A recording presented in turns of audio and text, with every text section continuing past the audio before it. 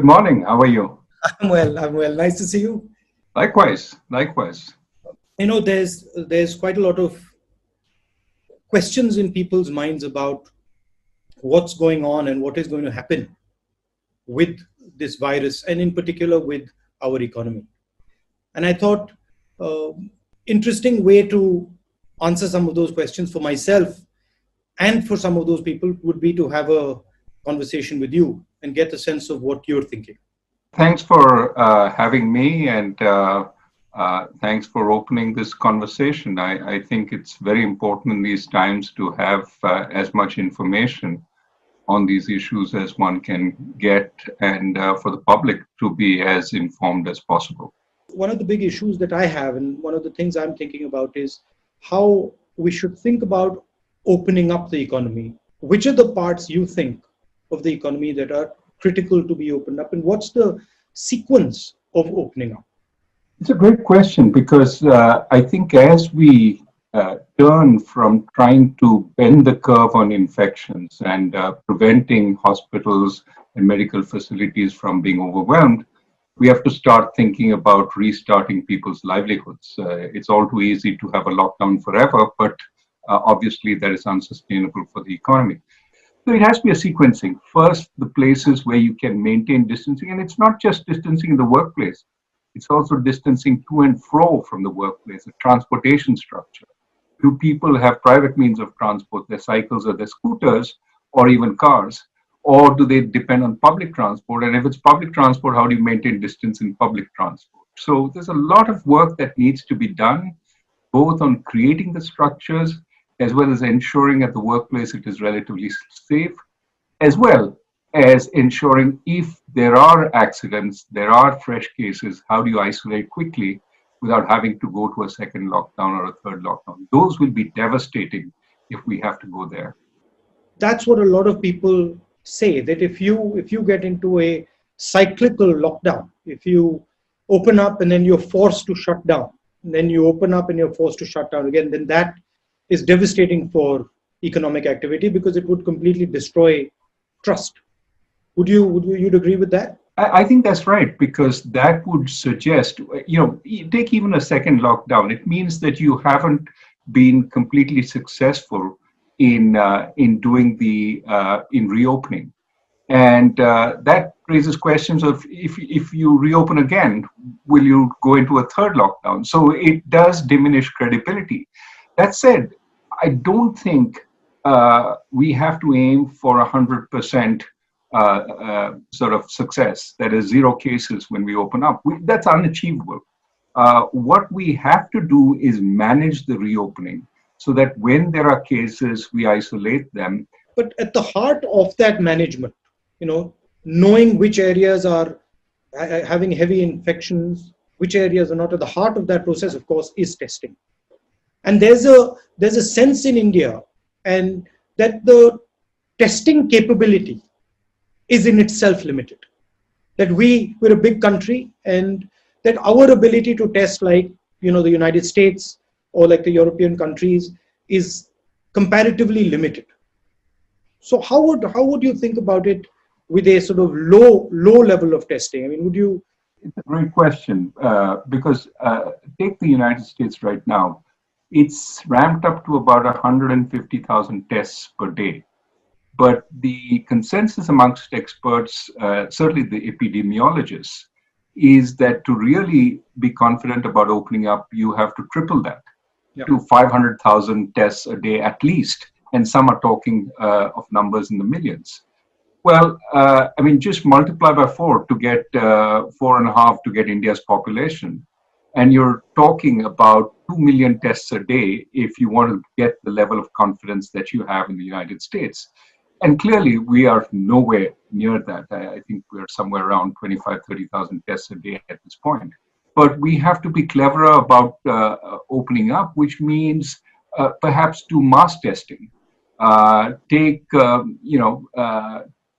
1,000 samples and then check in a mass way whether there is any sign of the virus in those 1,000 samples.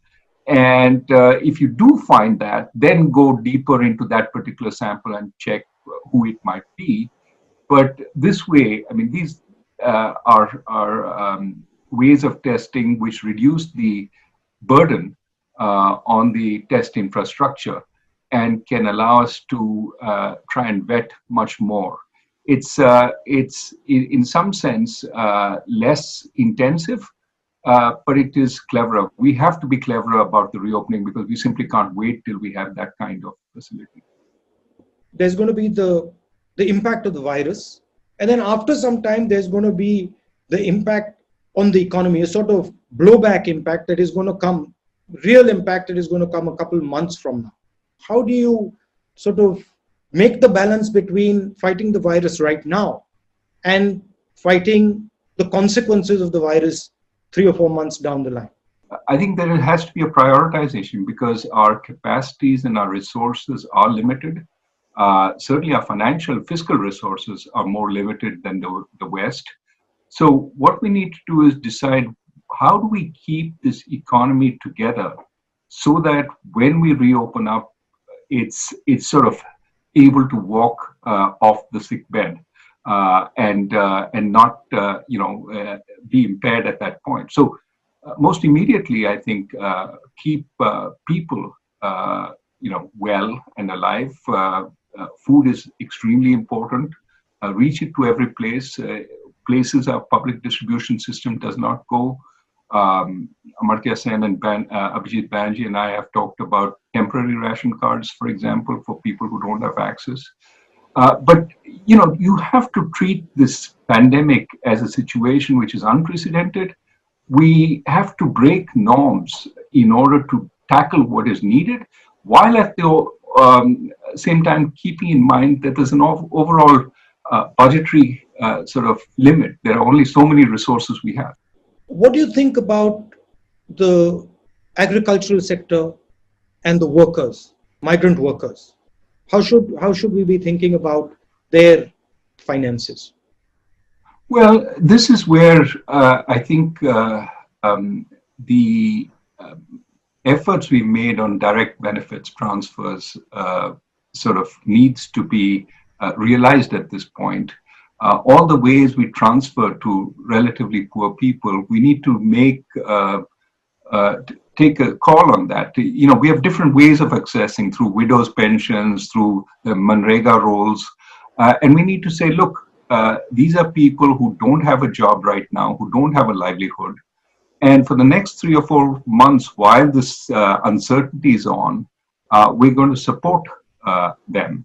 But in terms of the sort of priority, keeping people alive and keeping them from having to go onto the street, in protest or looking for work is probably useful at a time of lockdown. And so I think we need to find ways of getting both money as well as food through the public distribution system to as many of these people as we can. तो doctor राजन कितना पैसा लगेगा गरीबों की मदद करने के लिए? तकरीबन 65,000 करोड़ 60,000 और 65,000 करोड़ इतना ज्यादा नहीं है. हमारा जीडीपी 200 लाख करोड़ है और उसमें 65,000 करोड़ इतना ज्यादा नहीं है, तो कर सकते हैं. और अगर ये गरीबों के लिए है और अगर उनका जिंदगी बचाने के लिए है तो करना चाहिए. अभी तो देश संकट में है, मगर कोविड के बाद हिंदुस्तान को इस घटना से कोई फायदा भी होगा, कोई स्ट्रेटेजिक फायदा होगा, दुनिया में कोई बदलाव होंगे जिससे हिंदुस्तान को फायदा होगा या जिनकी हिंदुस्तान एडवांटेज ले सके? किस प्रकार से दुनिया बदलेगी आपके मुताबिक? These kinds of incidents rarely have positive effects for any country, in general. But there are ways countries can take advantage of them. And what I think we can say is that there will have to be a rethinking of everything in the global economy once we are out of this.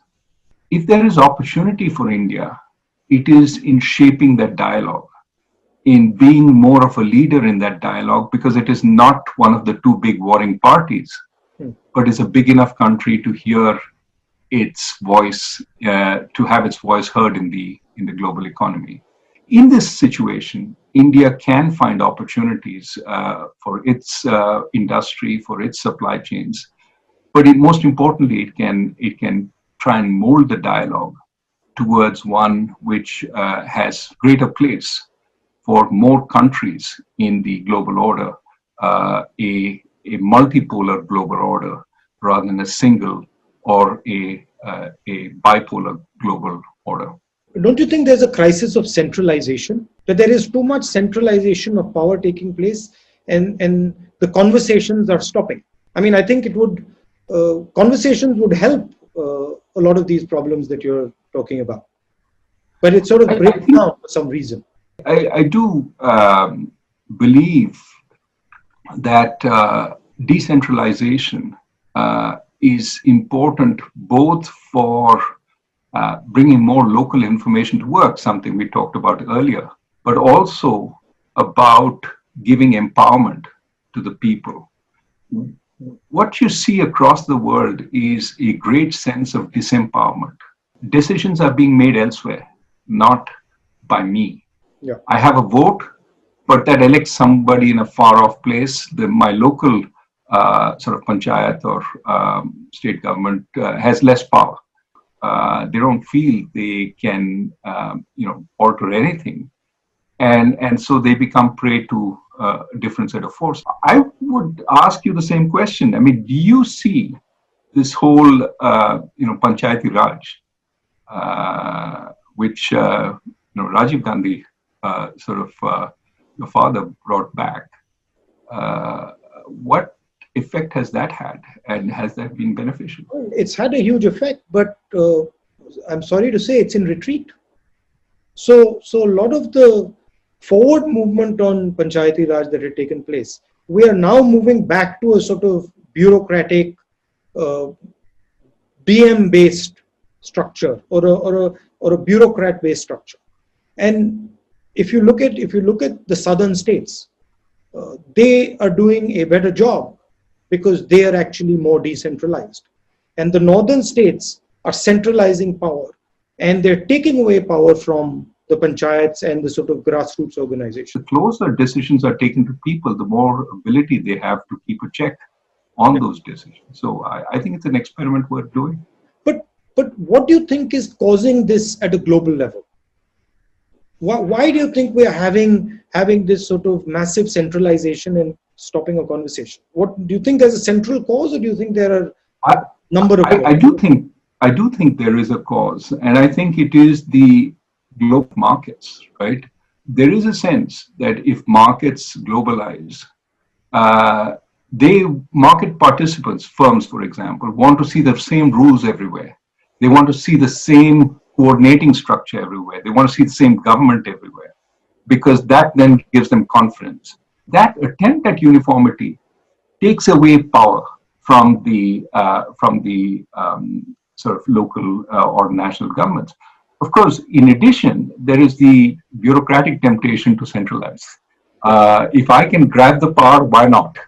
And so that is a constant desire to, if you're providing funding to the states, here are the rules that you must obey in order to get this funding. Not, I will give you this funding, no questions asked, because I know you've also been elected, and you will have to have a sense of what is appropriate for you.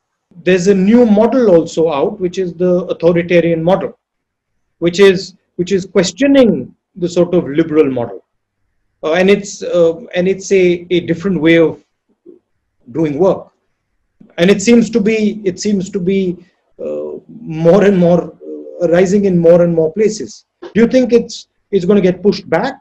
I don't know, because the central authoritarian model, the strong figure,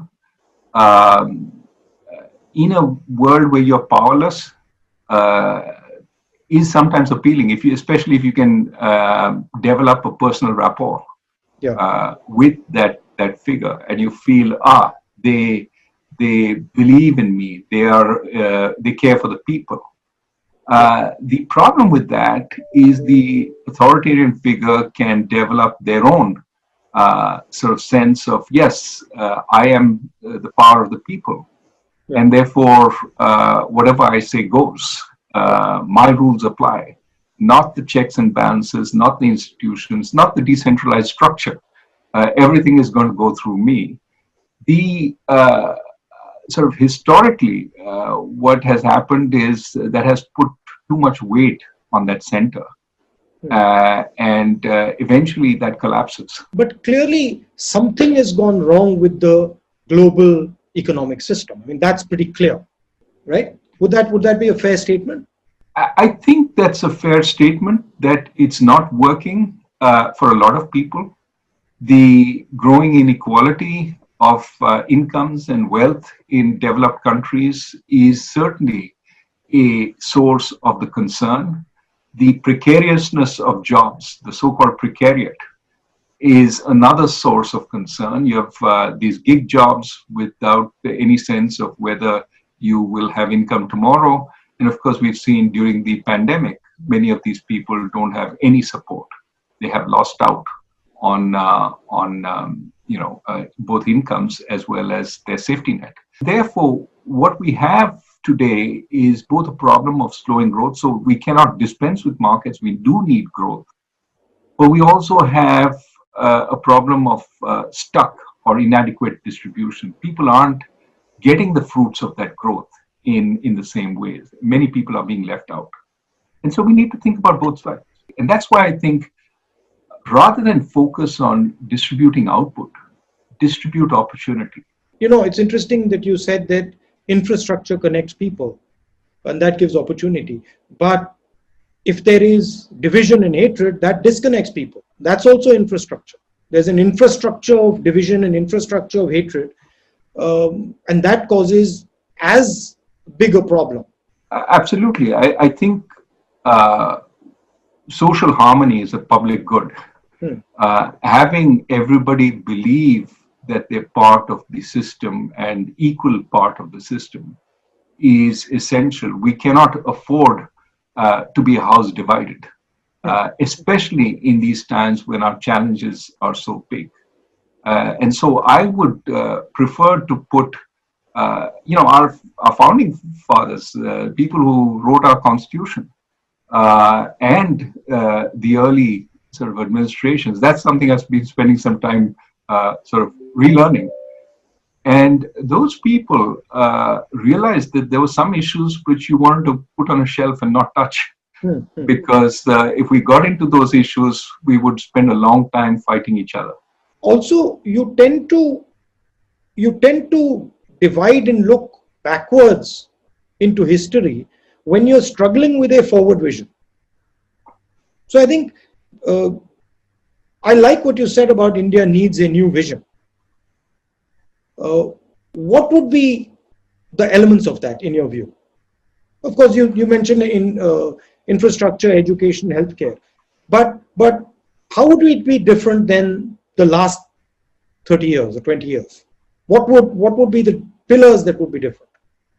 Well, I think that on the one hand, you need to create capabilities. The elements of creating capabilities is, better education, better healthcare, better infrastructure. And remember, when we talk about creating these capabilities, we have to walk the talk.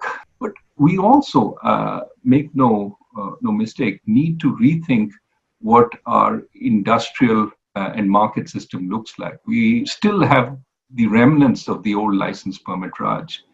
And we need to figure out how we go to a place where the accent is on creating many, many more new jobs of a good quality. And there, more freedom, trust but verify is a good idea there. What's amazed me is how important Mahal is to economics. sentiment, how important sentiment and trust is to economics. And one of the things I'm finding during this COVID issue is that the real problem is the trust issue. People don't quite understand what is going to happen next, and so there is fear in the system. You talked about unemployment. We had a big high level of unemployment that's now going to be massive. How do we think about unemployment going forward 2-3 months from now, when the impact of this thing actually hits? Well, the numbers are really worrying, right? If you look at CMI and says that, virtually 100 million more people have been put out of work as a result of this COVID. 50 million through unemployment, 60 million through leaving the labor force. Now, you can dispute what the particular survey does or says, but this is the only data we have. And the numbers are just mind-boggling. I think, again, this says we need to open up in a measured way, but as fast as possible, so that people start having jobs, because we don't have the capacity to support people across the spectrum for too long. And being a poor country, a relatively poor country, people start out with significantly lower reserves. But let me throw the question back at you. We see a lot of measures in the United States as well as Europe based on the kind of realities on the ground. The government in India, of course, has a different kind of reality that they're facing. What are the big differences in your view between the governing in the West and dealing with the reality of life in India? I mean, the scale, first of all, the scale of the problem, and at its heart, the financial scale of the problem, the inequality, and the nature of the inequality. So things like caste, the way Indian society is structured is completely different than American society, as you know. And some of the ideas that hold India back are deeply embedded and often hidden. So I think there's a lot of sort of social change that is required in India. And a lot of these problems are different in different states. The politics of Tamil Nadu, the culture of Tamil Nadu, the language of Tamil Nadu, the way the Tamils think, completely different than the way UPites think. And so you have to model things around them. One blanket solution for the whole of India just will not work. It can't work. So there is, in our government, which I think is completely different than the United States, there is an element in our governance system, in our administration system of control, as opposed to, we have a district collector as opposed to a producer, right? So our idea is always one of control. And I don't think people say, oh, this is since the British. I don't think so. I think this is historic before the British. The idea, governance in India is always about trying to control. And I think that's one of the challenges that we're facing now. The COVID disease cannot be controlled. One of the things that sort of annoys me is the level of inequality. And this has been the case, in India over the last few decades. The level of inequality that you see in India, you simply cannot see in the United States. And so the type of things I always look at is how to sort of reduce this inequality, because I think once a system reaches a very high level of inequality, then it simply stops to work. I like Gandhiji's line, just go to the back of the line and see what's going on at the back of the line. This is a very powerful thing for a politician. It's underrated, but I think that's where a lot of the insights come in. How would you think about going forward, dealing with this inequality? It's visible in COVID also. I mean, the way India is treating its poor people, the way we are treating our poor people, migrants, versus the way the elite is being treated, two completely different ideas, two completely different Indias. And so, how do you merge these two Indias into one? Well, I think that, at the bottom of the pyramid, so to speak, we have some ways of making their lives a little better, but we need to think more carefully about reaching everybody there. And I think successive governments have worked on food, on healthcare, on education, and no doubt we can do a better job there. But in terms of challenges, it seems to me that there is certainly an administrative challenge in reaching everywhere and making sure that level of living is enhanced. But the greater challenge to me lies in the range between the lower middle class and the middle class, which is where we need, in a huge way, jobs, good quality jobs, so that people are not, dependent on a sarkari job and the comforts that come with it. So this is something that I think we need to work on. And this is where I think a tremendous expansion in the economy is absolutely necessary. We've seen over the last so many years a progressive decline in our rate of economic growth, when in fact we have so many young people entering the labor force. So I would say, let us not pick amongst possibilities, but create the opportunity for any kind of area to flourish. If there's a mistake we made in the past, we said, this is the only way to grow. And think of what, one of the most successful areas we've grown in software and outsourcing services. Who would have thought that that would be India's strength? And it just emerged. And some people even argue that it emerged only because the government didn't pay attention to it. Now, I'm not in that camp, but we need to allow for any possibility and let the enterprise of our people take a step. Well, thank you, Dr. Rajan. Thank you very much. It was a pleasure talking to you. And you're safe? I'm safe. Good luck with everything. Thank you. Bye.